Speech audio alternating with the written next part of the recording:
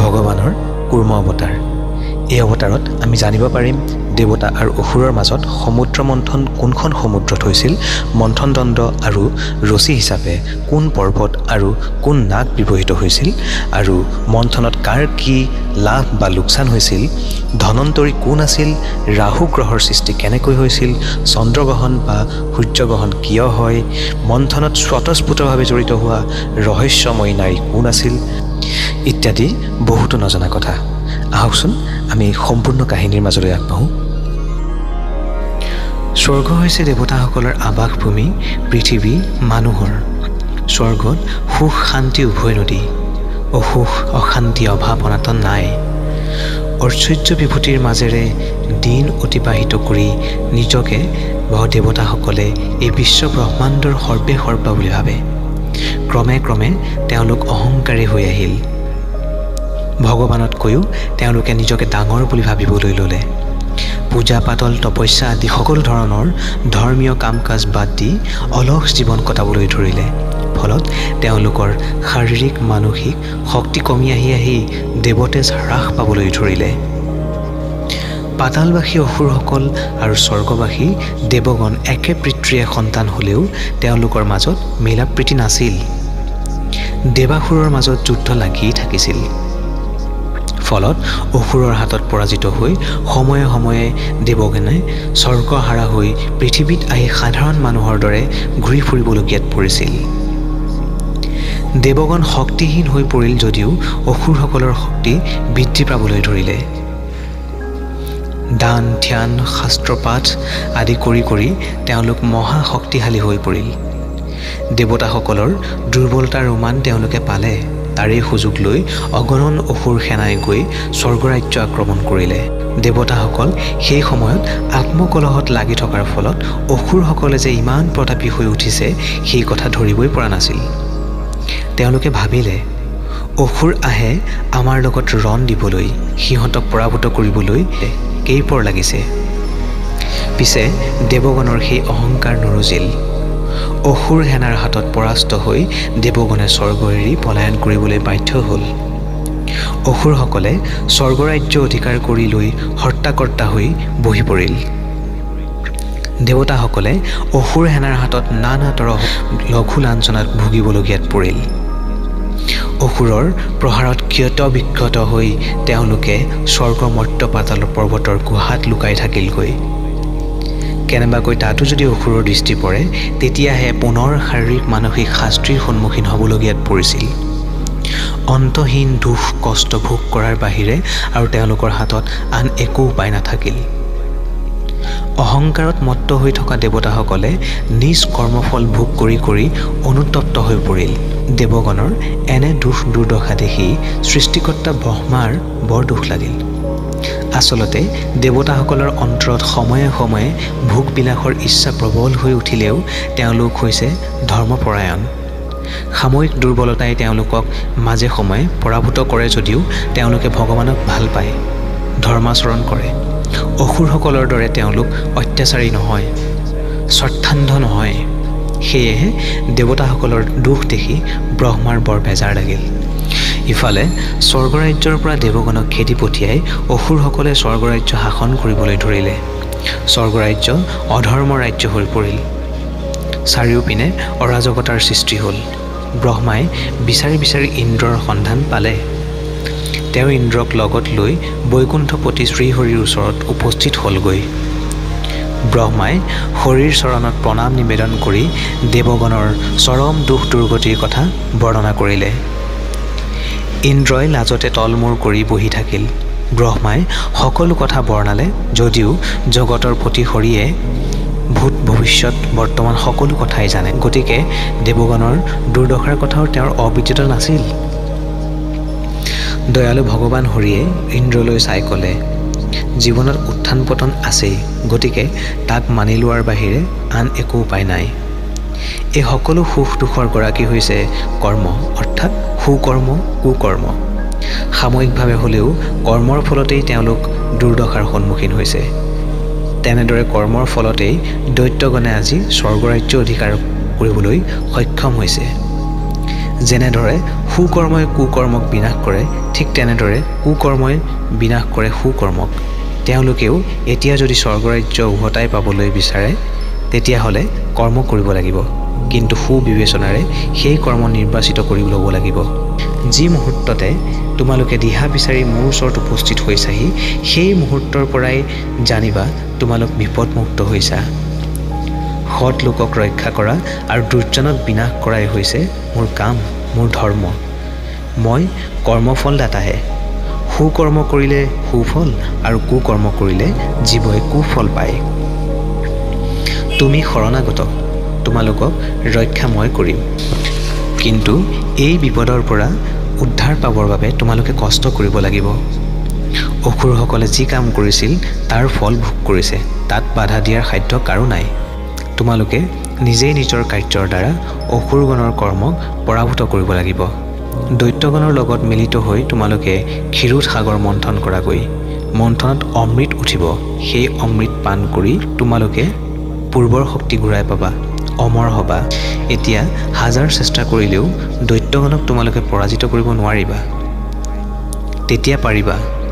এতিয়া যোৱা, দৈত্যসকলৰ লগত সন্ধি কৰি অমৃত মন্থনৰ ব্যৱস্থা কৰাগৈ। শ্ৰীহৰিৰ কথাত দেৱৰাজ ইন্দ্ৰই আশাৰ ৰেঙনি দেখিলে। কথাটো বৰ সহজ নহয় যদিও হৰিৰ কথাত সন্দেহ কৰাৰ প্ৰশ্নই নুঠে। ভগৱান বিশ্বাসী ইন্দ্ৰই লাজ মান সন্মান সকলো কাটি কৰি থৈ স্বৰ্গৰাজ্যলৈ যাবলৈ ধৰিলে। ভগৱান বিশ্বাসী লোকে খন্তেকীয়া মোহত পৰি পৰিভ্ৰষ্ট হ'লেও অতি সোনকালে নিজৰ ভুল বুজিব পাৰে। সেই ভুল শুধৰাই ল'বলৈ বেয়া নাপায়। সেয়ে হৰিৰ দিহামতে পৰাজিত স্বৰ্গৰাজ্যহাৰা ইন্দ্ৰই শিৰ উচ্চ কৰিয়েই সন্ধিৰ উদ্দেশ্যে দৈত্যপতিৰ ওচৰত উপস্থিত হ'লগৈ। পৰাজিত ইন্দ্ৰই শত্ৰু শিবিৰত প্ৰৱেশ কৰিছে যদিও তেওঁৰ নিৰ্ভীক পদক্ষেপ, অপূৰ্ব কান্তি আৰু মুখমণ্ডলত বিৰাজিত হৈ থকা ব্যক্তিত্বই অসুৰৰ ৰাজসভাৰ দুৱৰীগণক মন্ত্ৰমুগ্ধ কৰা দি কৰিলে। বিনা বাক্যে ইন্দ্ৰক প্ৰৱেশ পথ মুকলি কৰি দিলে। ইন্দ্ৰই সভাত প্ৰৱেশ কৰিয়েই দৈত্যৰাজক যথোচিত সন্মান প্ৰদৰ্শন কৰিলে। দৈত্যৰাজে তেওঁলৈ চোৱাত তেওঁ ক'লে, মই ইন্দ্ৰ। দৈত্যৰাজ আচৰিত হ'ল। সভা কাহ পৰিজিন যোৱা যেন হ'ল। সভাসদ দৈত্যসকলেও ইন্দ্ৰক বাহ্যিক কলেবৰ চাল চলন দেখি বাক্যহাৰা হৈ পৰিল। সেই নিস্তব্ধতা ভংগ কৰি বিনীত ভাৱেৰে গম্ভীৰ কণ্ঠস্বৰেৰে দৈত্যৰাজক উদ্দেশ্যে ইন্দ্ৰই ক'বলৈ ধৰিলে, আমি এটা কথা দেৱতা আৰু অসুৰে পাহৰিয়েই গৈছোঁ যে আমি অৰ্থাৎ দৈত্য আৰু আদিত্য এজন পিতৃৰেই সন্তান।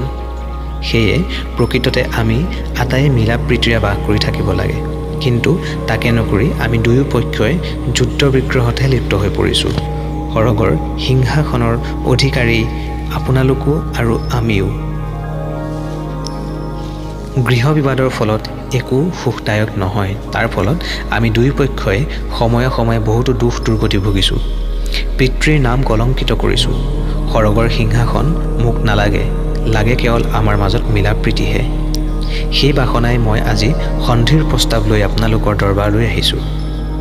ধাৰ্মিক আৰু লগতে বুদ্ধিয়ক ইন্দ্ৰৰ এনে মৌ মিঠা কথা শুনি দুৰাচাৰী শক্তিমান অথচ বুৰ্বক দৈত্যপতিসহ সমস্ত অসুৰগণ অতি সহজে ভুল গ'ল।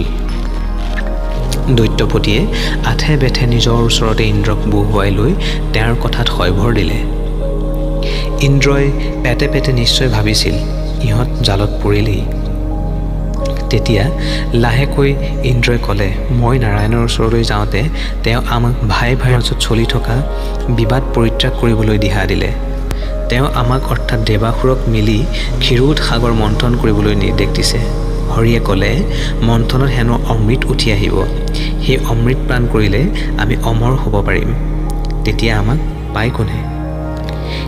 বুদ্ধিয়ক ইন্দ্ৰৰ এনে লোভনীয় প্ৰস্তাৱ শুনি বুদ্ধিহীন আসুৰবিলাক আনন্দত আত্মহাৰা হৈ পৰিল। তেওঁলোকে কল্পনাতেই অমৃত পান কৰা যেন পালে। ইন্দ্ৰৰ মূৰতেই সেই গুৰুভাৰ জাপি দি তেওঁলোক নিশ্চিত হ'ল। ইন্দ্ৰয়ো আনন্দ মনেৰে সেই দায়িত্ব পালন কৰিব বুলি কথা দি দৈত্যৰ ৰাজসভা ত্যাগ কৰিলে। গিৰি গুহাত সিঁচৰিত হৈ সোমাই থকা দেৱগণক বহুতো বিচাৰ খোচাৰ কৰি একত্ৰিত কৰা হ'ল। ইন্দ্ৰই ব্ৰহ্মাৰ লগত গৈ নাৰায়ণক লগ ধৰাকে আদি কৰি বৰ্তমানলৈকে ঘটা সকলো ঘটনাই তেওঁলোকৰ আগত বৰ্ণনা কৰিলে। দেৱতাসকলে নাৰায়ণৰ দিহা শুনি বৰ ভাল পালে।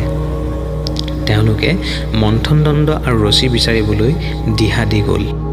পৃথিৱীস্থিত সকলো পৰ্বতকে তেওঁলোকে মন্থনদণ্ড হ'বলৈ অনুৰোধ কৰিলে যদিও কোনেও এই গুৰু ভাৰ বহন কৰিবলৈ সাহস নকৰিলে। সেয়ে সন্মতো নহ'ল। অৱশেষত পাষাণকাই মন্দগিৰিক এই কাৰ্যৰ কাৰণে নিৰ্বাচিত কৰা হ'ল। এতিয়া লাগিল ৰচি। সাপ আৰু নাগসকলৰ ভিতৰত বাসুকীহে এই কাৰ্যলৈ আগবাঢ়ি আহিল। তাকো আকৌ অমৃত খাবলৈ পাব বুলি আশা কৰিহে। সমুদ্ৰ মন্থনৰ দিন বাৰু ঠিক হ'ল। দেৱাসুৰে মিলি মন্দাগিৰিক মহানন্দেৰে উৎপাতন কৰি ক্ষীৰোদ সাগৰলৈ লৈ যাবলৈ ধৰিলে। কিন্তু অলপ দূৰ যোৱাৰ পিছতেই তেওঁলোক ইমানেই ক্লান্ত হৈ পৰিল যে তেওঁলোকৰ নিজৰ মনতেই সন্দেহ জাগিল। ক্ষীৰোদ সাগৰলৈ আমি মন্দাগিৰিক লৈ যাব পাৰিমনে? লাজে দুখে ম্ৰিয়মান হৈ পুনৰ ইন্দ্ৰৰ অগতিৰ গতি শ্ৰীহৰিৰ চৰণত শৰণ লৈ তেওঁক স্মৰণ কৰিবলৈ ধৰিলে। সমগ্ৰ দেৱগণেও তেওঁক স্তুতি নাতি কৰিবলৈ ধৰিলে। ভক্তৰ ভগৱান শ্ৰীহৰি সদায় হ'ল। আকাশত বহু ঠাই আগুৰি আৱিৰ্ভাৱ হোৱা মেঘৰ দৰে ভগৱানৰ বাহন গৰুৰ আৱিৰ্ভূত হ'ল। জ্যোতিৰ্ময় আভাৰে দশোদিশ উদ্ভাসিত কৰি শ্ৰীহৰি যেতিয়া দেৱাসুৰৰ আগত উপস্থিত হ'ল তেতিয়া দেৱগণে মনৰ আনন্দতে জয়ধ্বনি দিবলৈ ধৰিলে। অসুৰসকলে কিন্তু এই জয়ধ্বনি শুনি আৰু ভগৱানৰ উজ্জ্বল জ্যোতি দেখি দিশহাৰা হৈ পৰিল। তেওঁলোকে ভয়তে ফৰিং চিটিকা দি চাৰিওফালে পলাবলৈ ধৰিলে। ইন্দ্ৰই ভাবিলে এতিয়া বিপদেই হ'ল। সেয়ে তেওঁ বহু বুজাই বঢ়াই তেওঁলোকক পুনৰ একত্ৰিত কৰিলে। নাৰায়ণেও অসুৰসকলৰ অৱস্থা দেখি তেওঁৰ তেজ সম্বৰণ কৰি দেৱাসুৰক উদ্দেশ্যি ক'লে, ভয়ৰ কাৰণ নাই, তোমালোকৰ মংগল চিন্তা কৰিহে মই আহিছোঁ। নাৰায়ণে দেৱাসুৰক পৰ্বত বহুৱাত অসমৰ্থ বুলি ধৰিব পাৰি তেওঁ নিজ হাতেৰে হেলা ৰঙেৰে মন্দাগিৰিক গৰুৰৰ পিঠিত তুলি দিলে। গৰুৰে মন্দাগিৰিক সাগৰৰ মাজত থৈ অহাৰ পিছত নাৰায়ণে দেৱাসুৰৰ প্ৰয়োজন হ'লে পুনৰ আহিব বুলি কথা দি অন্তৰ্ধান হ'ল। বাসুকীয়েও অমৃত খাবলৈ পোৱাৰ আশাত মন্থনৰ ৰছীডাল হৈ মন্দাগিৰিক মেৰিয়াই ধৰি এফালে নেজ আৰু এফালে মূৰটো আগবঢ়াই দিলে। সকলো কাম এক প্ৰকাৰৰ সুকলমেই হ'ল যদিও আন এটা লেঠা লাগিল।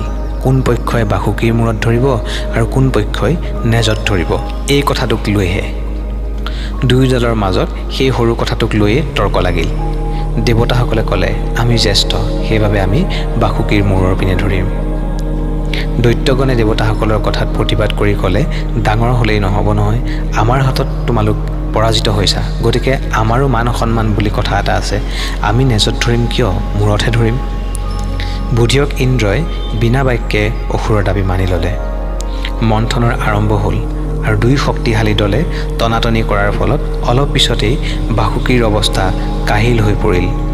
বাসুকীয়ে দীৰ্ঘ নিশ্বাস এৰিবলৈ ধৰিলে আৰু সেই নিশ্বাসত অসুৰবিলাক আধা মৰা হ'ল। এই কথাটোৰ বাবেই তেওঁলোকৰ নিজৰ ভিতৰতে বাদ বিবাদ চলিবলৈ ধৰিলে, যদিও দেৱতাসকলক লাজতে একো নক'লে, কাৰণ তেওঁলোকে মানহানি হ'ব বুলি ভাবি স্বইচ্ছাই বাসুকীৰ মুখৰ পিনে ধৰিছিল।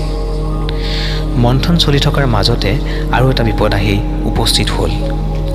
দেৱাসুৰৰ টনাটনিৰ ফলত মন্দাগিৰি ঘূৰি ঘূৰি ক্ৰমে সাগৰৰ তলত বহি যাবলৈ ধৰিলে। বহু চেষ্টা কৰিও সাগৰৰ মাজৰ বোকাৰ তলিত সোমাই যাবলৈ ধৰা মন্দাগিৰিক আৰু ধৰি ৰাখিব নোৱাৰাৰ দৰে অৱস্থা এটাৰ সৃষ্টি হ'ল। নিৰুপায় দেৱাসুৰে পুনৰ শ্ৰীহৰিক স্মৰণ কৰিলে। ভক্তৰ ভগৱান শ্ৰীহৰিয়ে এইবাৰ নিজেই বহুজন বিস্তৃত এক কুৰ্ম ৰূপ ধাৰণ কৰি সাগৰৰ তলিত গৈ নিজৰ পিঠিত মন্দাগিৰিক ধাৰণ কৰিলেগৈ। মন্থন পুনৰ আৰম্ভ হ'ল। দেৱাসুৰে মিলি দুগুণ উৎসাহেৰে মন্থন কাৰ্য চলোৱাত ৰথ হ'ল। ভগৱান শ্ৰীহৰিৰ কুৰ্ম অৱতাৰৰ পিঠিত উঠি বিশাল শিলাময় মন্দাগিৰি যেতিয়া চকৰিৰ দৰে ঘূৰিবলৈ ধৰিলে তেতিয়া সাগৰৰ পানীত হোৱা শব্দ বিশ্ব ব্ৰহ্মাণ্ড জীৱগণ স্তব্ধমান হৈ পৰিল। আকাশেও দ্ৰুত বেগেৰে চাবলৈ ধৰাত গ্ৰহ নক্ষত্ৰগণো ঠক ঠককৈ কঁপিবলৈ ধৰিলে। দেৱাসুৰৰ কাণ ফাটি যাবলগীয়া অৱস্থা হ'ল। তথাপি অমৃত প্ৰাপ্তিৰ আশাত আবদ্ধ দেৱাসুৰে মন্থন কাৰ্য এৰি নিদিলে। ক'ৰ পৰা জানো হঠাৎ এক তীব্ৰ গোন্ধ আহি সকলোৰে নাকত লাগিল। সেই গোন্ধে দেৱাসুৰৰ মাজত আচন্দায়ী কৰি তুলিবলৈ ধৰিলে। কি আচৰিত! চকুৰ প্ৰচাৰতে সমুদ্ৰৰ জলত ঘোৰ কৃষ্ণবৰ্ণ এবিধ পদাৰ্থ ভাহি উঠিল আৰু সেই পদাৰ্থ কৃষ্ণজ্যোতিত সমস্ত জগতে কৃষ্ণৰূপ ধাৰণ কৰিলে। লগতে তাৰ তীব্ৰ গোন্ধে দেৱাসুৰক বিতত কৰাৰ দৰে সমস্ত জগতবাসীক তন্দ্ৰাচ্ছন্ন কৰি পেলালে। এই ভয়ংকৰ বিপদৰ পৰা উদ্ধাৰ হোৱা উপায় বিচাৰি শ্ৰীহৰিয়ে মুহূৰ্ততে দেৱৰাজ ইন্দ্ৰক কৈলাশত থকা দেৱাদিদেৱ মহেশ্বৰৰ ওচৰলৈ যাবলৈ নিৰ্দেশ দিলে। শ্ৰীহৰিয়ে ক'লে, এয়া কালকুট বিষ। এই বিষ পান কৰাৰ শক্তি মহেশ্বৰৰ বাহিৰে আৰু আন কাৰো নাই। ইন্দ্ৰ গৈ কৈলাশত উপস্থিত হ'ল। সেই সময়ত মহাযোগী মহেশ্বৰ যোগাসনত নিমগ্ন হৈ আছিল। মহামায়া গৌৰীয়ে ইন্দ্ৰৰ মুখে দেৱাসুৰৰ এই ভয়ংকৰ সমস্যাৰ কথা শুনি স্বামীৰ কৰ্ণমূলত ওংকাৰ ধ্বনি কৰি তেওঁৰ সমাধি ভংগ কৰিলে। দেৱগণৰ বিপদৰ কথা শুনি মুহূৰ্ততে বৃষভত উঠি প্ৰভু ভোলানাথ গৈ ক্ষীৰোদ সাগৰৰ তীৰত উপস্থিত হ'ল। সাগৰৰ পানীত মাখনৰ দৰে ভাহি থকা কালকুট বিষ দেখিয়েই প্ৰভু ভোলানাথে গলাধকৰণ কৰি পেলালে। মুহূৰ্ততে দেৱাসুৰৰ চৈতন্য আহিল, জগতবাসীৰ ৰক্ষা পৰিল। সেই তীব্ৰ কালকুট বিষ পান কৰিও কিন্তু ভোলানাথৰ একোৱেই নহ'ল। অৱশ্যে বিষৰ তীব্ৰ উত্তাপত তেওঁৰ কণ্ঠত নীলা চিন এটা স্থায়ী হৈ ৰ'ল। সেয়ে আজিও তেওঁৰ আন এটা নাম নীলকণ্ঠ। আকস্মিকভাৱে শ্ৰীহৰিক দেখা পোৱাৰ আনন্দতে শিৱই ডম্বৰু বজাই বজাই নাচিলে আৰু তাৰপিছত বৃষভত উঠি কৈলাশলৈ গুচি গ'ল। পুনৰ মন্থন আৰম্ভ হ'ল। এইবাৰ হঠাতে সমুদ্ৰৰ মাজত সুৰভি নামৰ সুলক্ষণা গাই এজনী উঠি আহিল। আচৰিত ক্ষমতাৰ অধিকাৰী এই গাইজনীৰ বিশেষত্ব হৈছে যে পোৱালি নহ'লেও গাইজনীয়ে গাখীৰ দিয়ে আৰু প্ৰয়োজন অনুসৰি খীৰালেই গাইজনীয়ে যিমান লাগে সিমান গাখীৰ দিয়ে। ভগৱানৰ নিৰ্দেশ মতে সেই গাইজনীক যাজ্ঞিক ঋষিসকলক দান দিয়া হ'ল। তাৰপিছত মন্থনত উঠিল ঐৰাৱত নামৰ এটা শ্বেতহস্তী, উচ্চৈশ্ৰৱা নামৰ এটা ঘোঁৰা আৰু নানা তৰহৰ বহুতো বস্তু সমুদ্ৰৰ গৰ্ভৰ পৰা উঠি আহিল। সেই দ্ৰব্যবোৰৰ অধিকাংশ শ্ৰীহৰিয়ে ইন্দ্ৰকেই দিলে। দশোধিক আলোকিত কৰি কৌস্তুভ নামৰ মণি এটা মন্থনত উঠি অহাত সেইটো ভগৱান বিষ্ণুৱে নিজৰ ডিঙিত পিন্ধিলে। এইবাৰ সমুদ্ৰৰ বক্ষৰ পৰা হাতত পদুমৰ মালা লৈ উঠি আহিল স্বয়ং লক্ষ্মী দেৱী। তেওঁৰ ৰূপৰ জ্যোতিয়ে দশোধিক আলোকিত কৰি তুলিলে। সমুদ্ৰ বক্ষৰ পৰা ধীৰে ধীৰে উঠি অহা লক্ষ্মীয়ে হাতত অম্লীন পদুমৰ মালা লৈ বিষ্ণুৰ ফালে আগবাঢ়ি গ'ল আৰু সেই মালা তেওঁৰ ডিঙিত পিন্ধাই দিলে। তেওঁক স্বামীবৰণ কৰিলে। দেৱাসুৰে সেই পৰমা সুন্দৰী ৰমণীক চকুৰ পলক নপৰাকৈ চাই থাকিল। যদিও দেৱতা আৰু অসুৰ উভয় পক্ষই লগ হৈয়ে সমুদ্ৰ মন্থন কৰি আছে, তথাপিও মন্থনৰ ফলত সমুদ্ৰ বক্ষৰ পৰা উঠি অহা এটা বস্তুৰ ভাগো অসুৰসকলে পোৱা নাছিল। সঁচা কথা ক'বলৈ গ'লে সমুদ্ৰৰ পৰা উদ্ভূত হোৱা সকলো দ্ৰব্যই সমানে ভাগ হ'ব লাগে। এইটো নোহোৱাটো অবিচাৰ, কিন্তু বিষ্ণুৱে নিজেই কিয় এনে অবিচাৰক প্ৰশ্ৰয় দিছে সেই কথা কোনেও নাজানে। দুৰ্দান্ত বিচাৰ বিবেকহীন অসুৰবিলাকেও কিয় এনে কাৰ্য নীৰৱে সহ্য কৰি আছে সেই কথা কাৰো বোধগম্য নহয়। কিন্তু ইয়াৰ এটা আনুমানিক কাৰণ হ'ব পাৰে। হয়তো অসুৰবিলাকে ভাবিছে এতিয়াই যদি এই অবিচাৰৰ বিৰুদ্ধে মাত মাতিবলৈ যাওঁ তেতিয়াহ'লে হয়তো অমৃত প্ৰাপ্তিটো কিবা এটা অঘটন ঘটিব পাৰে। গতিকে এতিয়া মনে মনে থকাটোৱেই হ'ব মংগলজনক। পিছত যি হয় দেখা যাব। আনহাতে ভগৱান বিষ্ণুৱে হয়তো ভাবিছে এনেয়ে অসুৰসকলৰ অত্যাচাৰত তিষ্ঠি থকাটো সহজ কথা নহয়। তাতে যদি তেওঁলোকে দেৱৰ দুৰ্লভ এই সামগ্ৰীবোৰ অধিকাৰী হয় তেতিয়াহ'লে দেখোন স্বৰ্গৰ দেৱতা কিয় পৃথিৱীবাসী মানুহৰো জীৱন ধাৰণ কৰাটোৱেই টান হৈ পৰিব। দিনৰ পিছত দিন আৰু মাহৰ পিছত মাহ পাৰ হৈ গ'ল। তথাপি সমুদ্ৰ মন্থন কাৰ্য চলিয়েই থাকিল। দেৱাসুৰৰ শৰীৰ অচল হোৱাৰ দৰে হ'ল। বাসুকীয়েও তেজ বমি কৰিবলৈ ধৰিলে। অসুৰগণ বিৰক্ত হৈ পৰিল। তেওঁলোকে পূৰ্বৰ উদ্যাম হেৰুৱালে, কাৰণ এতিয়ালৈ সমুদ্ৰৰ পৰা উঠি অহা এপদ দ্ৰব্যও তেওঁলোকে পোৱা নাই। তেওঁলোকে এনে সন্দেহো কৰিবলৈ ধৰিলে, অমৃত সঁচাকৈয়ে সমুদ্ৰৰ বুকুৰ পৰা উঠি আহিবনে, নে এয়াও দেৱগণৰেই কিবা অভিসন্ধি। নিজৰ মাজতেই এই কথা লৈ আলোচনা বিলোচনাও চলালে। দেৱতা অসুৰ উভয় দলেই যেতিয়া সুদীৰ্ঘ দিন ধৰি চলা সমুদ্ৰ মন্থন কাৰ্যত প্ৰায় অচেতন আৰু অমৃত প্ৰায় অৱস্থাত উপনীত হ'ল, ঠিক সেই সময়তেই এক শীতল আৰু সুগন্ধি বতাহ বলিবলৈ ধৰিলে। সকলোৰে শৰীৰ মন এক অনামী ভাল লগাৰে ভৰি পৰিল। চাই থাকোঁতেই এক অপৰূপ জ্যোতিয়ে দশোদিশ উদ্ভাসিত কৰি তুলিলে। দেৱতা আৰু অসুৰগণে ভাবিলে, হয়তো এয়াই সমুদ্ৰ বক্ষৰ পৰা অমৃত উঠি অহাৰ আগজাননী। আমাৰ অতদিনৰ কষ্টৰ ফল হয়তো এইবাৰ আমি পাম। দেৱাসুৰৰ ধাৰণাক সত্য প্ৰমাণিত কৰি সঁচাকৈয়ে হাতত এটা সুবৰ্ণ কলহ লৈ সমুদ্ৰ বক্ষৰ পৰা এজন জ্যোতিৰ্ময় পুৰুষ উঠি আহিল। দেৱগণে সেই অপৰূপ ৰূপ লাৱণ্যৰ অধিকাৰী পুৰুষজনৰ নাম ৰাখিলে ধনন্তৰী। ধনন্তৰীক দেখা মাত্ৰকে অসুৰবিলাকে কলহটো হস্তগত কৰিবলৈ টনাটনি লাগিল। অসুৰগণ নিজৰ ভিতৰতে পাক বিতণ্ডাত লাগিল। অসুৰৰ কাৰ্য দেখি দেৱগণৰ বৰ খং উঠিল, কিন্তু নাৰায়ণে তেওঁলোকক শান্ত হৈ থাকিবলৈ ইংগিত দিলে। শক্তিশালী দৈত্যসকলে অমৃতৰ কলহটো লৈ টনা আজোৰা কৰাত দুৰ্বল দৈত্যসকলে আন একো উপায় নেদেখি ক'লে, তোমালোকে এনে কৰাটো বৰ বেয়া কথা হৈছে, কাৰণ আমি দেৱগণৰ বুদ্ধি শুনিয়েই দুয়োপক্ষই লগ হৈ অমৃতৰ কাৰণে সমুদ্ৰ মন্থন কৰিছোঁ। এতিয়া তেওঁলোকক নিদিয়াকৈ এই অমৃত যদি আমি অকলেই খাওঁ, বৰ বেয়া কথা হ'ব।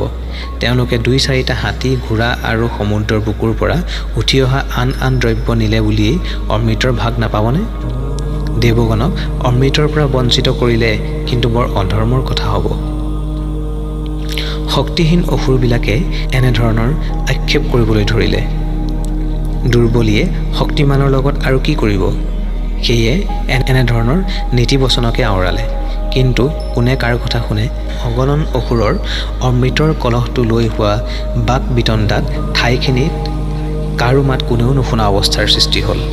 তেনে সময়তে সকলো কোলাহলৰ অন্ত পৰিল, যেতিয়া হঠাতে সাগৰৰ পৰা আৱিৰ্ভূত হ'ল এগৰাকী অপৰূপ ৰূপ লাৱণ্যৰ অধিকাৰী নাৰী। সেই ৰমণীৰ ৰূপৰ জ্যোতিৰে দশোদিশ উদ্ভাসিত হৈ পৰিল। বহুমূলীয়া অলংকাৰ আৰু সাজ পোছাকে সেই যুৱতী ৰমণীৰ ৰূপৰ জ্যোতি যেন শতগুণে চৰাইছে। দেৱাসুৰে এই মনমোহিনী নাৰীৰ ৰূপ দেখি অবাক হৈ চাই থাকিল। অসুৰবিলাকে অমৃতৰ কলহ এৰি তেওঁৰ মুখলৈ থৰ লাগি চাবলৈ ধৰিলে। তেওঁ দেৱাসুৰৰ মুখলৈ চাই তেওঁলোকে এনেধৰণৰ কোলাহল লগাইছে কিয় বুলি সোধাত অসুৰসকলে অমৃতৰ কুম্ভটো তেওঁৰ ওচৰত থৈ বিবাদ কিয় কৰিছে ক'লে। তাকে শুনি নাৰীয়ে এনেদৰে হাঁহিবলৈ ধৰিলে যে সেই শব্দত দেৱাসুৰৰ বুকু কঁপি গ'ল। তেওঁ ক'লে, এই সামান্য কথাটোতেই তোমালোকে নিজৰ মাজত নিষ্পত্তি কৰি ল'ব পৰা নাইনে? ৰ'বা, এতিয়া মই সকলো ঠিক কৰি দিম। তাৰ পাছত হঠাতেই আৱিৰ্ভাৱ হোৱা এই মহিমাময়ী দেৱীয়ে দেৱাসুৰক দুটা শাৰী হৈ বহিবলৈ কৈ অমৃতৰ কলহটো হাতত তুলি ল'লে। তেওঁ ক'লে, মই যাৰ যি প্ৰাপ্য সেইমতে ভগাই দিম। কি আচৰিত! দেৱাসুৰেও মন্ত্ৰমুগ্ধ হোৱাদি হৈ টু শব্দ এটাও নকৰাকৈ সেই দেৱীৰ কথা মানি ল'লে। তেওঁ বুদ্ধি কৰি অসুৰবিলাকৰ লগত ৰং ধেমালি কৰিবলৈ ধৰিলে। অসুৰবিলাকে ভালেই পালে। ইফালে সেই চলনাবাৰী নাৰীয়ে দেৱগণৰ মাজত অমৃত বিতৰণ কৰিবলৈ ধৰিলে। অসুৰবিলাকৰ মাজত আকৌ ৰাহু নামৰ এক চালাক চতুৰ অসুৰ আছিল। তেওঁ চলনাময়ী দেৱীৰ কাণ্ড দেখি সকলো কথাই বুজি পালে। ৰাহুৱে বুদ্ধি কৰি উঠি আহি চন্দ্ৰ আৰু সূৰ্যৰ মাজত বহি ল'লেহি। ৰাহুৰ হাতত দুটোপালমান অমৃত পৰা মাত্ৰকে চন্দ্ৰ সূৰ্যই তেওঁলোকক দেখা পালে। বিষ্ণুক ইংগিত দিয়া মাত্ৰকে তেওঁ সুদৰ্শন চক্ৰৰে ৰাহুৰ মূৰটো কাটি পেলালে। কিন্তু ইতিমধ্যে ৰাহুৱে অমৃত হাতত পৰা মাত্ৰকেই লৰালৰিকে মুখত ভৰোৱাই নহয়, গিলিও পেলাইছিল। সেয়েহে ৰাহুৰ মূৰটোও জীয়াই থাকিল, স্কন্ধও। এনেদৰে সেই অসুৰে দুটুকুৰ হৈ হ'লেও অমৰ হ'ল। অমৃত পান কৰি ৰাহুৱে দেৱগণৰ এক নিম্ন শ্ৰেণীত নৱগ্ৰহৰ মাজত স্থান পালে। ৰাহুৰ কিন্তু চন্দ্ৰ আৰু সূৰ্যৰ ওপৰত খংটো নকমিল। এতিয়াও ৰাহুৱে চন্দ্ৰ সূৰ্যক গিলিবৰ চেষ্টা এৰা নাই। সেয়েহে মাজে সময়ে চন্দ্ৰগ্ৰহণ আৰু সূৰ্যগ্ৰহণ হৈ থাকে। দেৱীয়ে তাৰ পিছত প্ৰসন্ন মনেৰে দেৱগণক পৰাভয় হৰণকাৰিণী মাতৃমূৰ্তি প্ৰদৰ্শন কৰি আকাশত মিলি গ'ল। তেতিয়াহে অসুৰবিলাকে প্ৰকৃত ৰহস্য বুজি পালে। নিজৰ অসংযমৰ ফলো হাতে হাতে পালে। চকুৰ সন্মুখতে অমৃত পান কৰি দেৱগণ তৃপ্ত হৈ পৰিল। অসুৰে সেই নাৰীৰূপিণী শ্ৰীহৰিৰ লগত ৰং ৰহস্য কৰোঁতেই তেওঁলোকৰ এই দশা হ'ল। অসংযমন হোৱাৰ ফল অসুৰে হাতে হাতে পালে, ইমান দিনৰ কষ্টৰ ফল তেওঁলোকে একোৱেই নাপালে। বঞ্চিত অপমানিত দৈত্যসকলে খঙত দিশহাৰা হৈ দেৱতাসকলক আক্ৰমণ কৰিলে। ভগৱানৰ অনুগ্ৰহত অমৃত পান কৰা অমৰ আৰু শক্তিশালী হোৱা দেৱগণক পৰাভূত কৰিব পৰা শক্তি আৰু তেতিয়া দৈত্যগণৰ নাছিল। তেওঁলোকে ৰণত হাৰি ছত্ৰভংগ দিলে। ইন্দ্ৰ পুনৰ স্বৰ্গৰাজ্যৰ অধীশ্বৰ হ'ল। সৰ্বশক্তিমান ভগৱান শ্ৰীহৰিয়ে তেওঁৰ চৰণাশ্ৰিত ভক্তগণক ৰক্ষা কৰিবৰ কাৰণে নগণ্য কুৰ্ম দেহো ধাৰণ কৰিছিল। সেই কথা স্মৰণ কৰিয়েই আজিও ভক্তগণে কুৰ্মৰূপে তেওঁক পূজা কৰে। এয়াই আছিল ভগৱানৰ কুৰ্ম অৱতাৰ। পৰৱৰ্তী ভিডিঅ'ত আমি ভগৱানৰ বৰাহ অৱতাৰৰ বিষয়ে ব্যাখ্যা কৰিম। ধন্যবাদ।